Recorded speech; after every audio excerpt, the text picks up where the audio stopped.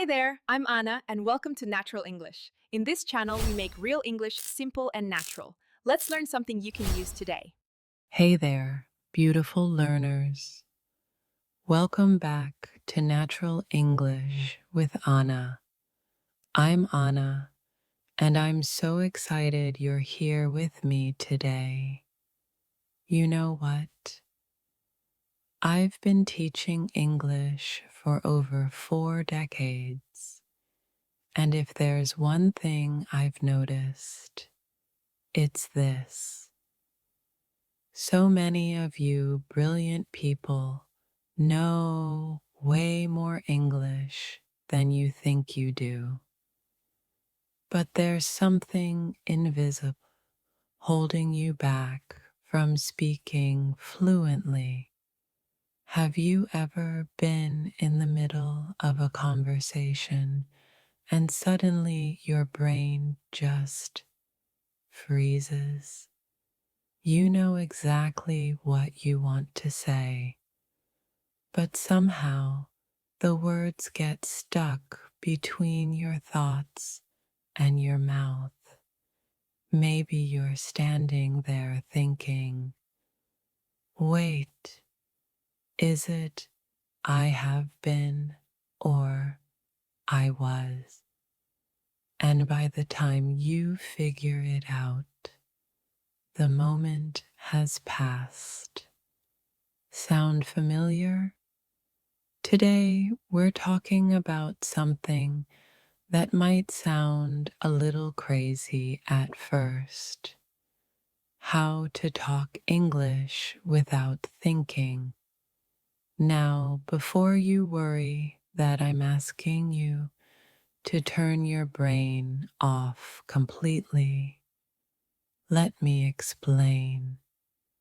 What I mean is learning to stop overthinking every single word, every grammar rule, every pronunciation. Because here's the truth that took me years to understand as both a teacher and a language learner myself. The more you think, the less you speak, and the less you speak, the less confident you become.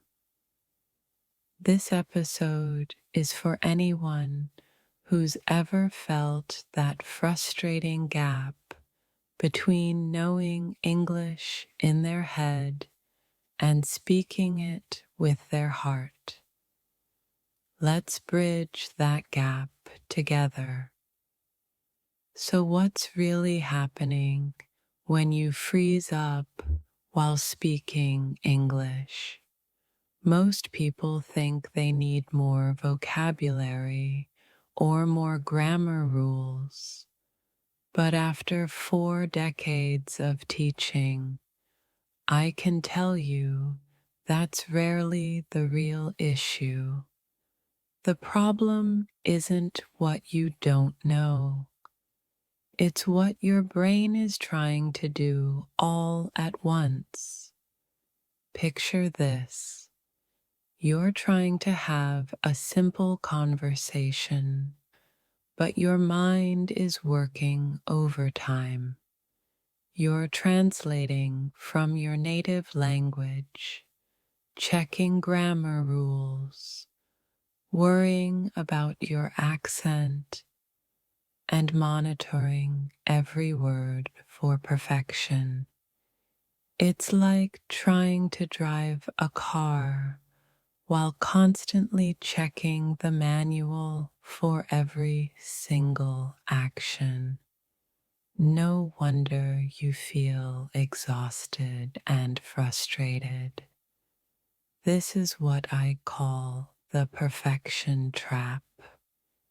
Your brain thinks it's helping by being super careful, but it's actually creating a traffic jam in your thoughts. Every sentence becomes a test instead of a natural expression of your ideas. You start second guessing even the simplest phrases. Good morning becomes, wait, is it good morning or a good morning? And here's what breaks my heart as a teacher. The fear of making mistakes becomes so strong that many students choose silence over speaking. They'd rather say nothing than risk sounding imperfect. But silence never taught anyone to speak fluently. The irony is beautiful and tragic at the same time. Native speakers make mistakes constantly. We pause, we say, we forget words, we start sentences over. It's completely normal. But as English learners, you've convinced yourselves that you need to be perfect. This perfectionist mindset is the real enemy of fluent speaking. Now, when I say speak without thinking, I'm not suggesting you become careless with your words. What I'm talking about is something much more beautiful. It's about trusting the English that's already living inside your mind. Think about when you speak your native language. Do you consciously construct each sentence with perfect grammar? Of course not. You think of an idea and the words flow naturally. That's the kind of automatic, confident speaking we want to develop in English, too. Speaking without overthinking means giving yourself permission to be human. It means understanding that communication is about connection, not perfection. When you meet someone new, do you judge them harshly for small grammar mistakes? Probably not. You focus on their message, their personality, their ideas, that same kindness you show others. You deserve to give it to yourself. Here's a beautiful truth I've learned. Your subconscious mind already knows more English than your conscious mind realizes. All those years of studying, listening, reading, they've created a reservoir of knowledge. But when you overthink, you block access to that natural knowledge. It's like having a beautiful song inside you, but being too afraid to let it play. The goal isn't to speak perfectly, it's to speak authentically. When you let go of the pressure to be flawless, something magical happens. Your natural rhythm emerges. Your personality shines through. People connect with the real you, not some robotic version trying to follow textbook rules. This is why children learn languages so quickly. They don't worry about being perfect. They just try, make mistakes, laugh, and try again. they trust their instincts. As adults, we can learn to reclaim that fearless, playful approach to speaking. All right, let's get practical. Here are some strategies that have worked wonders for thousands of my students over the years. These aren't just theories, they're proven methods that can transform your speaking confidence.